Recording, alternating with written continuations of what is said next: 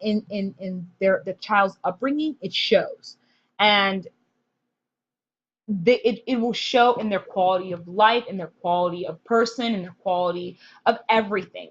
And I think it's important to understand that, and when people do wickedness, they really have to think about it. They really have to think about it and take a long look at how much are you going to do? Are you going to, I have to get in this topic in a different video. That way you guys can understand a little bit more. But I think you get the whole point of what I'm trying to say is that you have to choose how, you deal with others. If you're dealing with others and doing cruel things, like for instance, if you know someone's in a relationship with someone, you're trying to cause a disheartening heartbreak, and you're trying to harass someone about their relationship and cause them all kinds of turmoils and all kinds of stuff like that, one way or the other, this you will encounter that.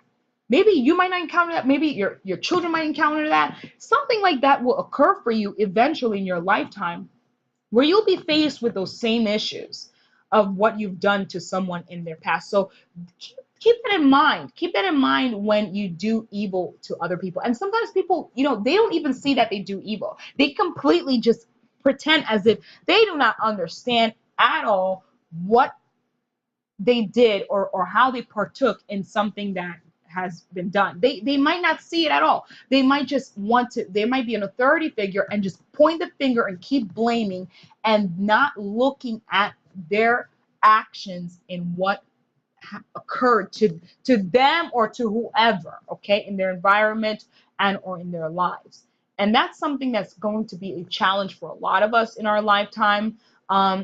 Keep in mind that if you are a good person and you've done good by you, and all of your love and all of your emotions have been, again, given in the right way to the right people, or to all people, you will be a blessed human being. Okay, no matter what, regardless of whatever it is that they say to you or do to you, know that through that love, through that pure and unconditional, genuine love for other people and for their, well-being, you will be a blessed individual.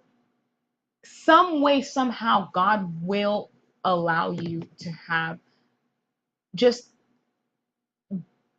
blessings of peace in your life. And it might not be, it might be annoying to someone else. It might be completely annoying to someone else that you have that peace. But the thing is, when they stop blaming you and they start looking within themselves and within what they've done, they can see how, okay, well, I did partake in what is going on here, me being annoyed.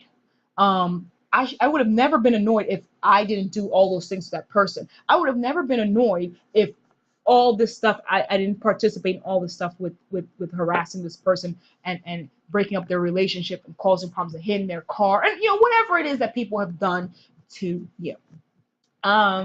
Just keep that in mind, and then you move forward. And we'll talk about, let me just finish off this video, this discussion, with forgiveness. Forgiveness is something that people say you have to be able to give, and you have to be able to, you know, have in your heart, because it's part of it. It actually is interconnected with compassion.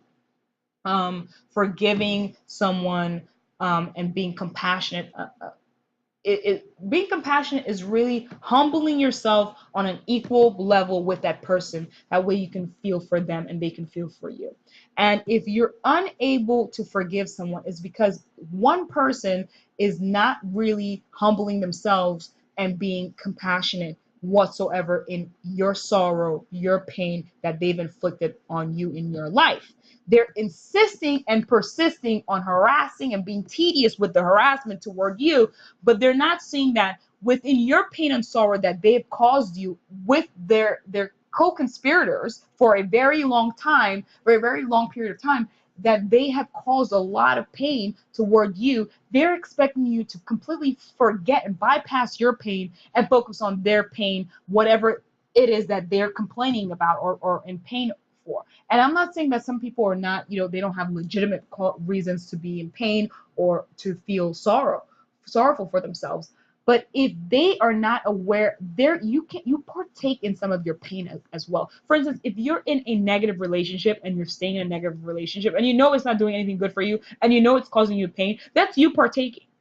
That is you partaking. You're wholeheartedly saying to yourself, you're actually speaking to your brain, which is then speaking to your heart and saying, absolutely, I am totally okay with me being in a painful ordeal because of, for the sake of love. And the sake of love, for the sake of love is just a word if you're not actually feeling that. Okay? So you have to be able to clarify your mind, clarify what's going on and how you see things and how things are being perceived in a realistic way. That way you can actually feel it in an emotional way, and you can understand it in a spiritual way, and you can feel whole. And that's the most important thing. And I think people are really, sometimes we really bypass the simple task of actually rationalizing our minds with our feelings and the reality of what's going on in our lives, how this impacts and affects us on a daily basis.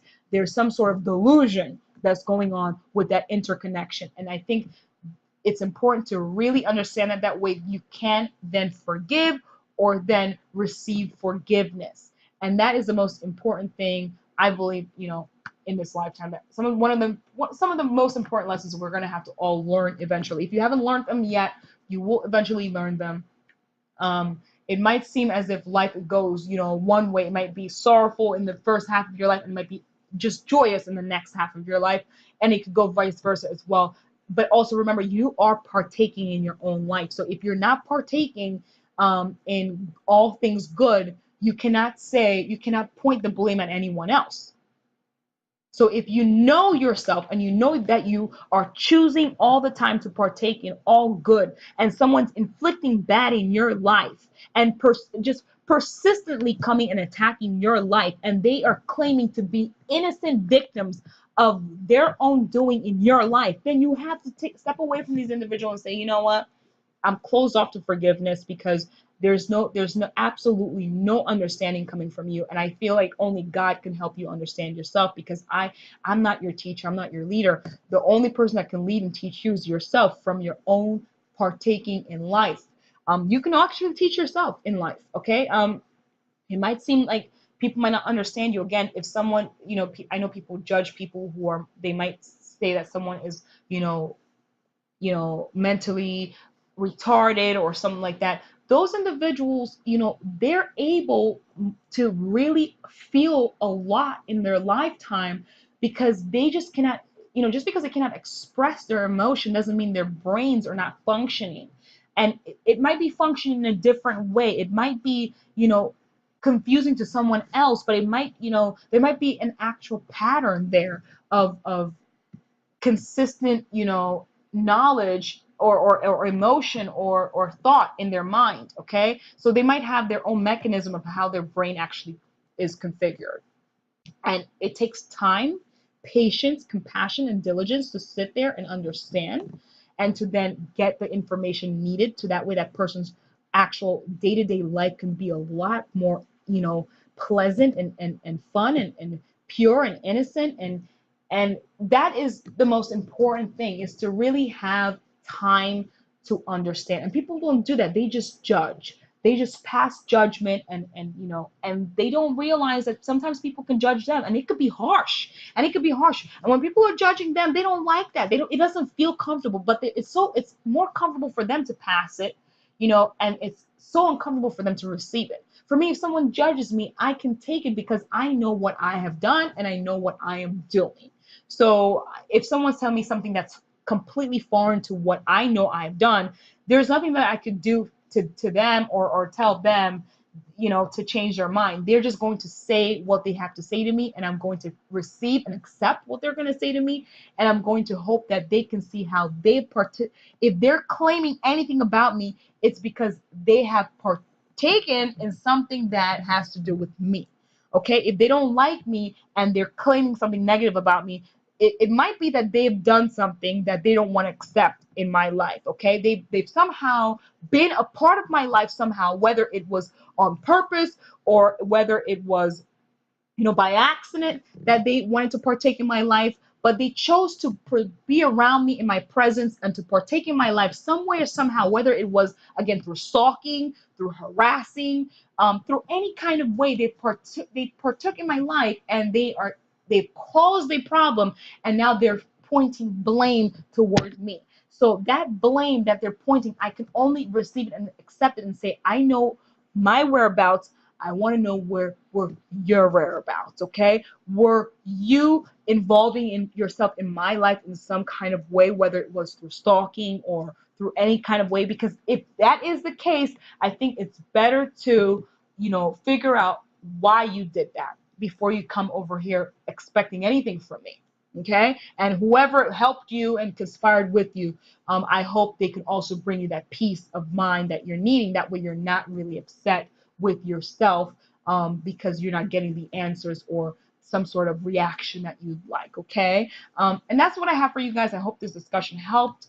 I hope you guys have a wonderful Sunday and sending lots of blessings.